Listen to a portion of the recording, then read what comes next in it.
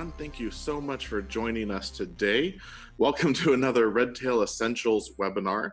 Today, we are going to be covering specifically just the calendar itself.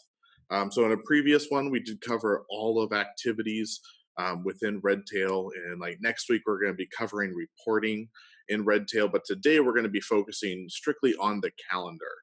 Now, what we did cover a little bit before in our last Redtail Essentials, specifically on activities, was we do have our list of activities here on the main Today page. And so those are great to work with in bulk. What we're going to do is go to the left-hand side and click on the left navigation menu and click Calendar. This is going to load up our actual calendar page. And what we're looking at right now is a lot of different items. You see like the different activities scheduled on our calendar. You can actually schedule items from the calendar from here if you need to. And so when you schedule items, you can actually just click anywhere you want on the calendar. So if I need to schedule something for today at 2 o'clock, I can just click on that.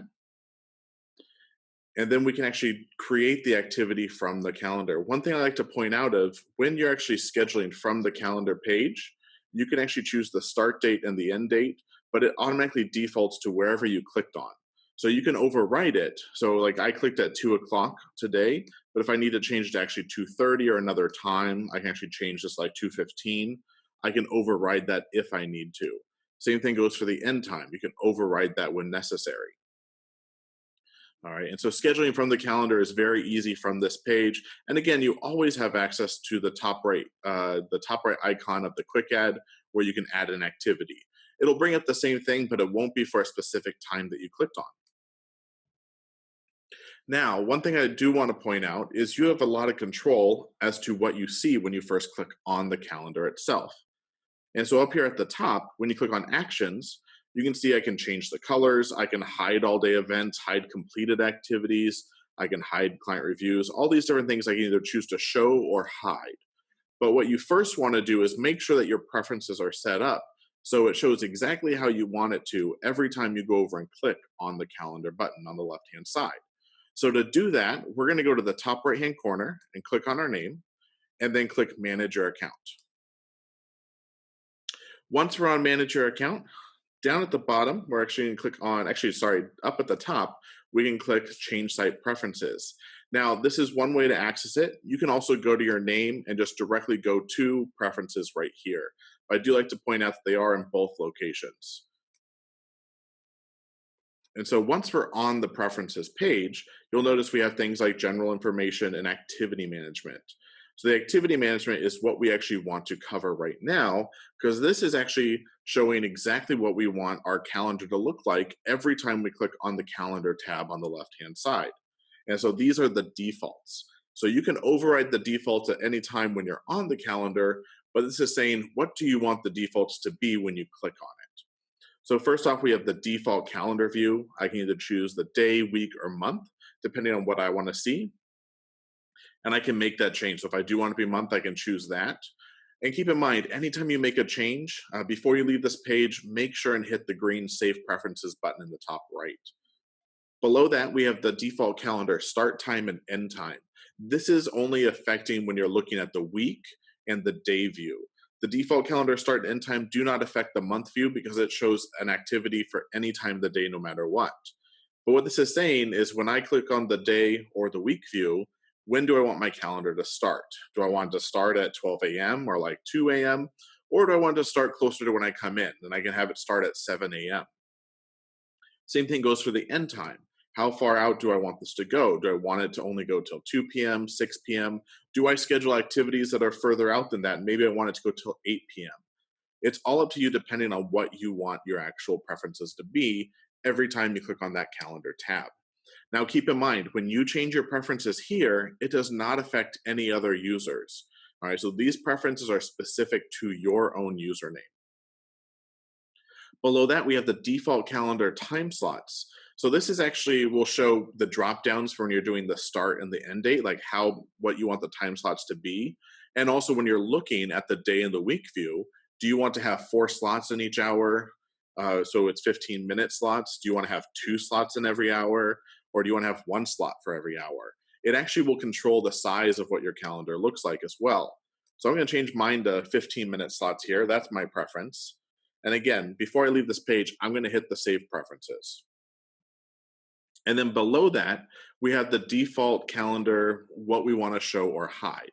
So each of these that has yes or no answers, they're asking you, do you want to see completed activities on the calendar? Yes, I want to see them. Do I want to see all day events? Yes, I want to see those. All the way down to we have like different like our client reviews, our birthdays, marital anniversaries. We can choose to show seminars and also our workflow tasks. So again, if you don't want to see workflow tasks on your calendar right away, you can just hit no. And then once you go to it, you can choose to turn that on once you choose to. Also down here, we have the default activity type. So keep in mind, if you schedule the same type of activity over and over again, and let's say that I'm always scheduling appointments, I want to make sure that this is set to appointment because that's the main activity I tend to schedule.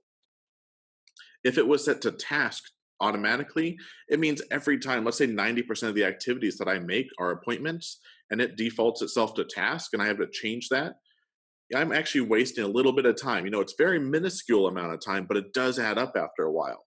So make sure that you come in here and change this to the most used type that you schedule for. And so I can set to appointment right there. And then right below that, we have allow iCal access. So this is if you want to share your Redtail calendar with another internet calendar. Let's say, for instance, like the internet calendar on your phone or maybe like the Google website. You can choose whether or not you want to turn that access on or off. And once it's turned on, I'll show you where you can set that up from the calendar page. So once you've gone through that activity management box and made your changes, you're going to hit Save Preferences. It's going to update those. And now we can go back over and click on calendar. And we're going to notice, so we're looking at the day, or actually the week view. So that's in my preferences. And before it was showing me 2 slots for every hour. And now I actually see 4 slots for every hour. So you'll see how that preference updated. Also, again, I can go back to the actions and choose whether I want to show or hide workflow tasks. Before, this used to say hide workflow tasks because the workflow tasks were showing. Now it says show workflow tasks. So if I do want to show those on my calendar, I can just click it. And then anytime I have a workflow task will show up here in the all day events, like right up here in this black. So again, I can also choose to hide workflow tasks. You'll see it falls off. That workflow task is no longer there. Now, that also brings us to talking about colors. You can set up your calendar colors to be whatever you want. And again, this is user specific. So if you change a color, it's not affecting anybody else. So I'm going to click on change colors and it's going to list out every single activity type. And you get to choose what you want the open color to be versus what you want the completed color to be. And so it originally defaults to like this beige color right here, but you can go and change the background color for completed if you want to like white or black or something else. The reason that we have it that way is so you want to make it easy that anytime you look at the calendar and you're choosing to see your completed activities, that you know right away, those are actually completed and I don't need to do them. Whereas the appointment, so if I want the appointments to be like a green, I can come over here and honestly choose any color I can possibly think of. And so when you make those changes, down here at the bottom, you'll scroll down and hit Save Colors. I'm actually going to keep that appointment as blue, so I'm just going to hit Cancel. But again, you have the ability to change the activity types on your calendar based on your own user preferences. So it's not going to affect anybody else. Same thing up here. I can click on what I want the seminars colors to be, what I want the workflow tasks to look like, and also what I want the reminders to look like. So if I have my client reviews, I want to be a certain color. Same with birthdays and anniversaries. These are all reminders and not actually activities on the calendar, but I can still choose a color for them. And again, anytime you make changes, hit the Save Colors. I'm just going to cancel out of that because I'm going to keep the colors how we have them. Now, you also have the ability to, other than just schedule by clicking on the calendar, you can actually change activity time. So if I want to drag and drop this activity over here to Friday, I can change that to 12 o'clock on Friday, and then maybe I'm going to change the duration. So I can make that just down to an hour if I need to. When you look at your calendars, you have the ability to see any user's calendar and any types and any activities. And that's all controlled also up here on the top. So when I click on me, right now it's only showing my calendar, but I can choose to select all and it's going to show me every single user's calendar itself. So I can easily see that. So because I have every user scheduled, you'll see right over here, there's an appointment and it says Paul Cantrell in parentheses. That's telling me who that's assigned to. So because there's something in parentheses there, that's telling me who the user is. Same with this right here. This follow-up is assigned to Tabitha. All right. So I know it's not my activity, it's Tabitha's. How I know when my activities are is I'll see something like this where there's nothing in parentheses. So I know that's going to be my activity. Same thing goes when there's more than one person assigned to activity. It'll show in parentheses, and then you can actually hover over that and see who's assigned to that activity.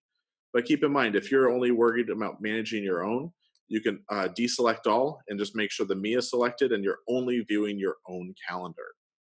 Also, with all types and all categories, you'll notice that you can choose just to see certain types or categories on the calendar. So if right now I'm not worried about different tasks, I just want to look at appointments, client meetings, and client reviews, I can check just those individual types. And so I'm looking at the appointments versus all the different tasks and things I have to do. But I'm going to make sure and select all again. You can select all. If you deselect all, it shows everything. So do keep that in mind. So if nothing's selected, it will show you everything on the calendar. Same thing goes for categories. You can narrow down what you're looking at the categories based on from the actual categories itself. Now, you also have the ability to switch between day, week, and month over here on the right-hand side. So you can click on day and just see just your day calendar. I can go back to the week, and I can also click on month. And you'll see on month it doesn't have the times. So that's why I said that the start and end time for your preferences only affect the day and the week, because your month can actually show you all activities. It doesn't matter what time. So if I have something scheduled at 2 a.m. and I'm looking at the month, I'm still going to see it on the calendar here. Now, if you do want to set up your iCal access, all you have to do is go to the device where you want it. So if you're on your phone, like your iPhone, and you want the calendar feeding to your iPhone, you can do that through the iCal feed. And because it was turned on, I would actually go log into the browser through my phone and log into Redtail through that and go to Actions and then hit Subscribe to iCal feed right here. And that gives me the ability to have the feed. It's a one-way view-only option. Go from Redtail to that internet calendar, whether it's on your phone or on Google. And we do have instructions for this on the help desk of how to go through that. And then I can have that feed actually update to that internet calendar. Now, that doesn't mean I can add activities from that calendar and have it go to Redtail. This is just specifically a view-only feed coming from Redtail showing on that internet calendar. Okay, well, thank you so much for joining us today in our Redtail Essentials on the calendar. If you have any questions, feel free and reach out to our support team at 1-800-206-5030. That's option 3 for support. And you can always email them at support@redtailtechnology.com. Thank you so much and have a great day.